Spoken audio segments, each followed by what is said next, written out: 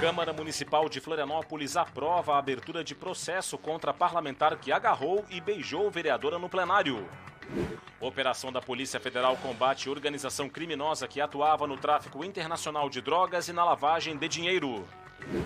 Setor de serviços termina outubro em queda no estado, segundo o indicador do IBGE. Veja também o drama de estudantes de uma escola do sul de Florianópolis com a interdição de salas de aula da instituição. E ainda, no esporte, times catarinenses se movimentam para a temporada de 2023. Está no ar o Band Cidade com Rodrigo Cardoso. Olá, uma boa noite para você.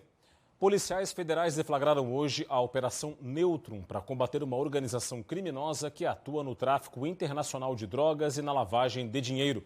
Pelo menos 22 pessoas foram presas no Rio Grande do Sul e em Santa Catarina. Cerca de 110 policiais federais cumpriram 22 mandados de prisão preventiva, 2 de prisão temporária e 33 de busca e apreensão nas cidades de Rio Grande e Pelotas, no Rio Grande do Sul, e em Florianópolis, São José, Palhoça, Biguaçu e Imbituba, em Santa Catarina. Além disso, a Justiça Federal determinou o sequestro de 12 imóveis, 30 veículos e o bloqueio de 10 milhões de reais em 30 contas bancárias. As investigações começaram em junho de 2021, após a apreensão de 15 quilos de cocaína em Chuí, no Rio Grande do Sul. A droga tinha como origem a região metropolitana de Florianópolis e o destino era o Uruguai. Os policiais descobriram uma organização criminosa que atuava no tráfico internacional de drogas e na lavagem de dinheiro, especialmente na rota Santa Catarina-Uruguai. Os bandidos atuavam na produção de drogas sintéticas e na estrutura logística que possibilitava o envio de cocaína, crack, maconha, êxtase e MD de Santa Catarina para outros estados do país, como São Paulo, Rio de Janeiro e Rio Grande do Sul, além do Uruguai. Durante as investigações, foram apreendidos mais de 100 quilos de drogas sintéticas. Para lavar o dinheiro do tráfico, a quadrilha usava empresas de fachada e a manutenção de patrimônio em nome de terceiros. Em Balneário Camboriú, a Polícia Civil apreendeu drogas e prendeu 2 pessoas. Os trabalhos ocorreram no âmbito da Operação Caixa Postal. A ação foi da Delegacia de Repressão a Entorpecentes da DEIC. Foram cumpridos mandados de busca e apreensão em Balneário Camboriú, litoral norte do estado. 2 pessoas foram presas em flagrante. Também houve grande apreensão de drogas como LSD, skunk, maconha, êxtase e haxixe. Uma arma de fogo foi apreendida. A Operação Caixa Postal investiga uma organização criminosa que utilizava os mais diversos meios para vender entorpecentes, inclusive remessas via sistema postal. Até o momento, em todas as fases da operação, 5 pessoas foram presas e outras foram encaminhadas para prestar esclarecimentos à Polícia Civil. A Divisão de Investigação Criminal de Joinville deflagrou hoje uma operação para desmantelar uma organização criminosa que atua no roubo de cargas em Santa Catarina. Foram cumpridos 53 mandados entre prisão preventiva e busca e apreensão expedidos pela Justiça. Foram apreendidos ainda coletes balísticos, munições e aparelhos telefônicos. Mais de 110 agentes catarinenses e paranaenses participaram da operação, que foi o resultado de investigações que começaram em maio deste ano. E um incêndio destruiu uma casa no centro da capital, próximo a um shopping. A ocorrência foi atendida pelo Corpo de Bombeiros, mas o imóvel ficou totalmente destruído. As labaredas gigantes chamavam a atenção. Os bombeiros utilizaram mais de 8 mil litros de água para conter o fogo. Da casa não sobrou nada. Os 2 rapazes que moravam no local, por sorte, não estavam por lá.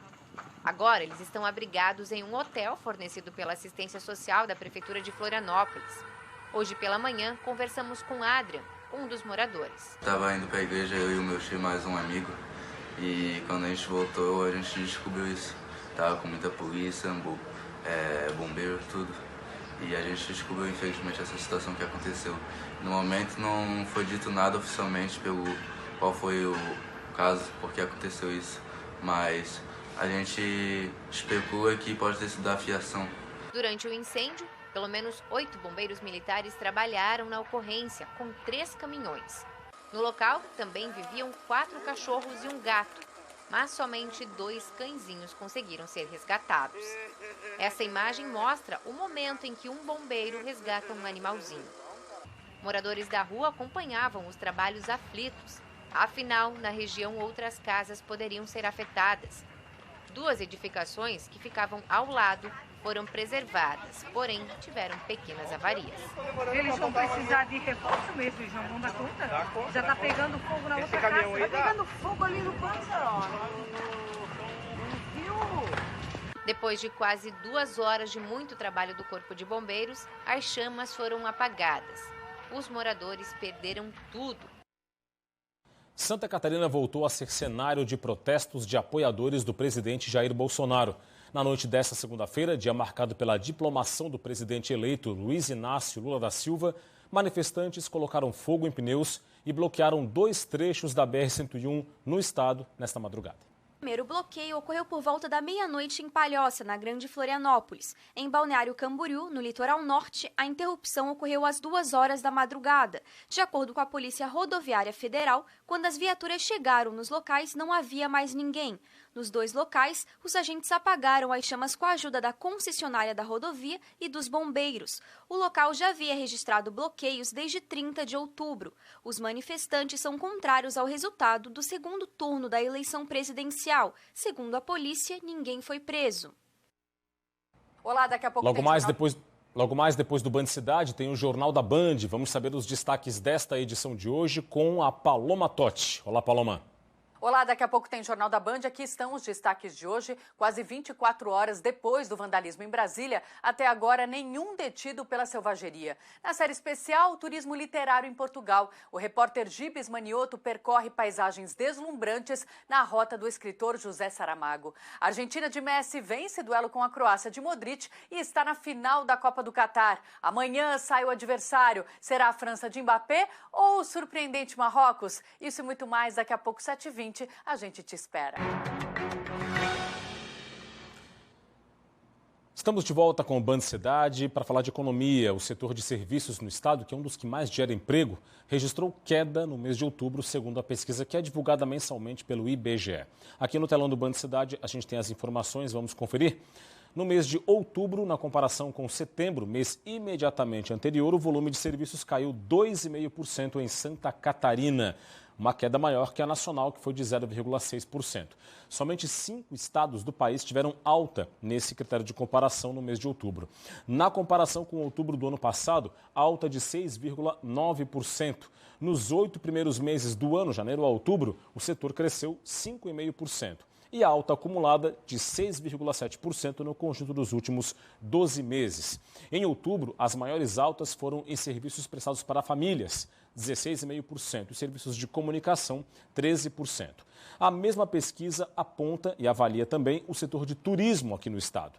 E aí houve alta de 2,8% em outubro na comparação com o mês de setembro, segundo o IBGE. Em relação a outubro de 2021, alta de 40,5%, 40,5%. No cômputo do acumulado deste ano, 2022, alta de 54,5%.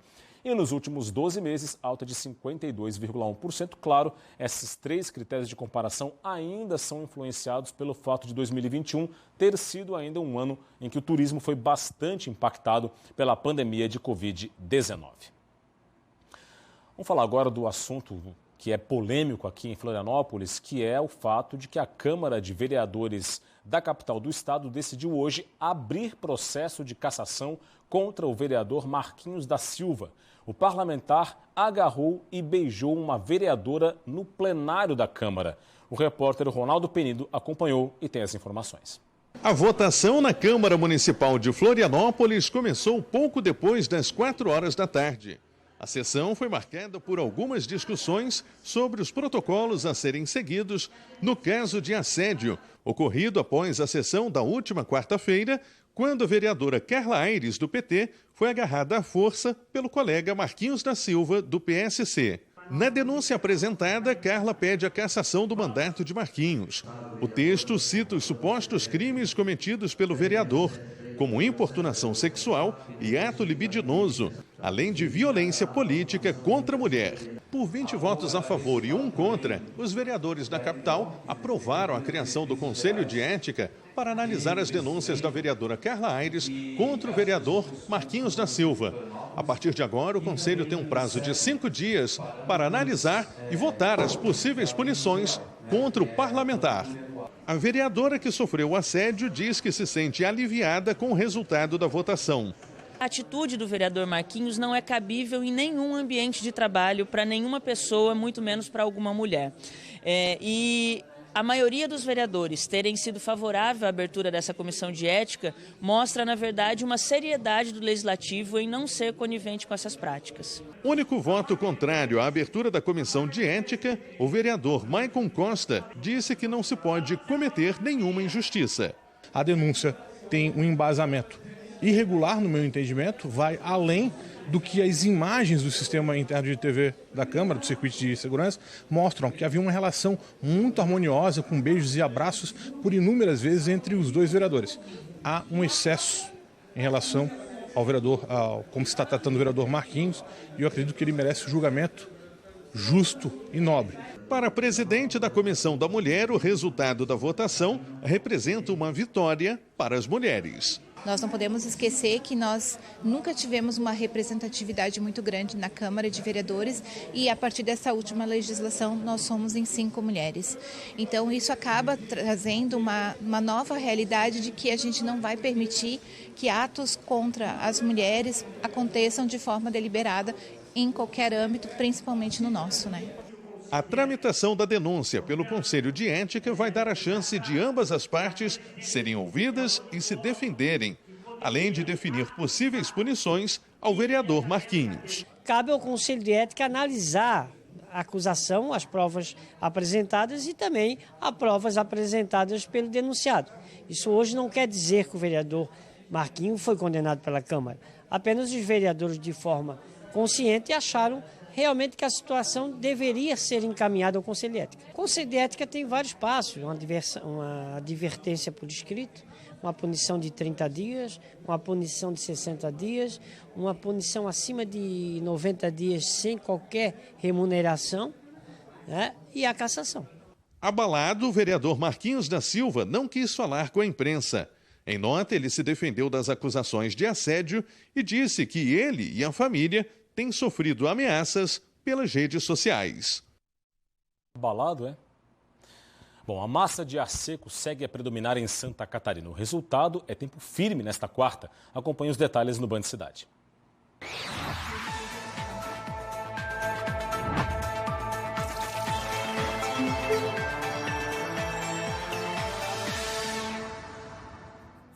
A quarta-feira vai ser estável em Santa Catarina, com tempo firme, seco e ensolarado.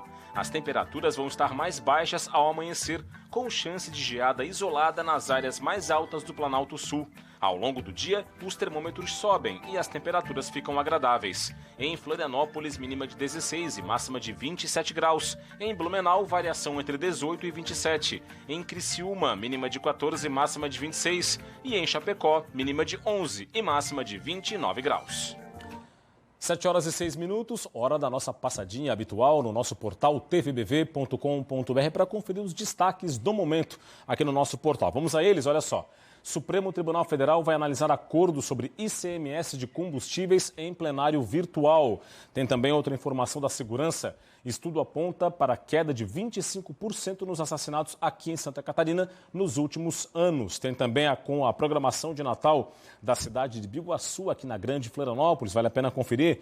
Outra informação da polícia. Suspeito é preso por plano de ataque a órgãos de segurança. Mas aqui para baixo, muito mais informação para você. Acompanha aqui, ó. Polícia Civil apreende drogas e prende 2 pessoas em Balneário Camboriú. A Defesa Civil de Lages contabiliza 200 pessoas afetadas por tempestade. Tem também aqui, ó, Chapecó concede incentivos fiscais para empresas do município que investem no município de Chapecó. E outra informação de Chapecó, a Polícia Militar apreende armas e munições. Tudo isso e muito mais tem também as colunas aqui no cantinho da imagem, ó, as colunas do Paulo Chagas e do Robson Rexigel. Tudo isso e muito mais você acompanha no portal tvbv.com.br. Acesse, aponte a câmera do seu smartphone para o QR Code que está na sua tela e fique muito bem informado. Estamos de volta com o Band Cidade. Uma escola do bairro Ribeirão da Ilha, aqui no sul de Florianópolis, por pouco não ficou sem teto. Pelo menos 10 salas de aula estão interditadas e os pais estão preocupados, tanto com a segurança dos alunos quanto com a qualidade do ensino. São apenas 3 salas de aula para quase 400 alunos. Para dar conta de todas as turmas, o período de aprendizagem foi reduzido. Sem acesso aos refeitórios, os estudantes precisam lanchar nos corredores e parte da escola continua. A estrutura está comprometida. A situação não é de hoje, mas foi agravada depois de um acidente que aconteceu há poucos dias, quando a caixa de água da escola rompeu, destruindo parte do teto e comprometendo as salas de aula, inclusive o sistema elétrico. A notícia chocou os pais. A gente ficou sabendo através do grupo, escolar que tem ali. Para nós foi até um choque, porque a gente não já pensou se nossos filhos estivessem no momento ali do colégio que caísse em cima da cabeça deles alguma coisa, ou até um fio desencapado daquele encostando na água, poderia levar à morte, Cerca de 10 salas de aula ficaram completamente alagadas. Livros, carteiras e material de ensino danificados. As lâmpadas caíram do teto junto com parte do gesso. Agora, o local está isolado. Ainda tem água e gesso nos corredores. A cozinha e refeitórios não podem mais ser usados e poucos alimentos foram salvos neste processo. Até o auditório, inaugurado no início do ano, não escapou. Então, a criança que ficava o dia todo na escola ou que ficava até o meio-dia tinha uma alimentação saudável, um arroz, um feijão, para se alimentar. E hoje ele está tendo só uma fruta, uma bolachinha, um suco. Mas os problemas por aqui já duram quase 4 anos, desde que obras começaram na escola. Neste período, 2 empreiteiras foram licitadas e tiveram os contratos interrompidos. Hoje, uma terceira empresa é responsável pelas obras. A estrutura da unidade de ensino está ainda mais deteriorada e o fim do ano letivo preocupa os pais. Final de ano, fechando nota, ela está no ensino médio. Os outros também, tudo é importante, Um período de finalização de notas e coisa. E agora, com esse período reduzido aí, tá muito complicado, tá muito difícil mesmo. Com a alteração na dinâmica das aulas por causa do acidente, o ensino também foi prejudicado. Apesar disso, esses portões continuam abertos para crianças, adolescentes e pais, que aguardam uma resposta que até agora não chegou. O que o Conselho Comunitário, a função dele é levantar esse problema e levar para o poder público. Já documentamos isso, já fizemos, então agora a nossa posição é de esperar e ver o que acontece, O fim do ano letivo para os estudantes é nesta sexta-feira. A preocupação é com o próximo período letivo, que começa em fevereiro de 2023. Até lá, os pais seguem esperando que os filhos tenham condições de estudar. Nos deem um prazo. Nós queremos um prazo para a finalização dessa obra, com segurança, de preferência, para começar o próximo ano letivo bem. Agora no Band Cidade é hora de conferir os destaques do esporte.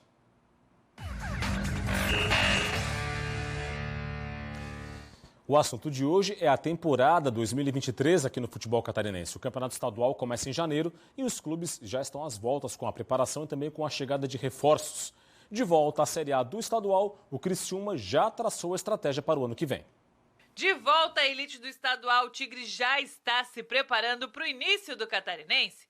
No elenco, 18 jogadores já se apresentaram. E Tencate quer contar com até 24 para esse primeiro desafio na agenda do Tigre. Por isso, podemos esperar mais novidades chegando no sul do estado. Então, nós já temos ali no nosso alvo um zagueiro contratado, nos próximos dias já deve estar aqui.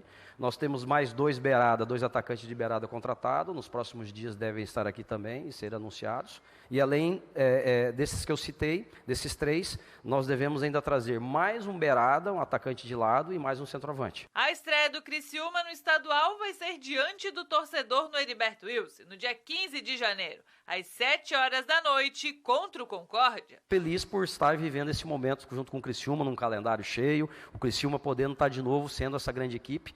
E o que vai ser diferente para nós? Vai ser que o Criciúma vai ser o grande alvo também dentro do campeonato. Por quê? Porque o time que mais teve ascensão dos catarinenses em 2022 foi o Criciúma. O Atlético Catarinense vai jogar em janeiro o estadual pela primeira vez na história. A principal meta da equipe é a permanência na elite para 2024.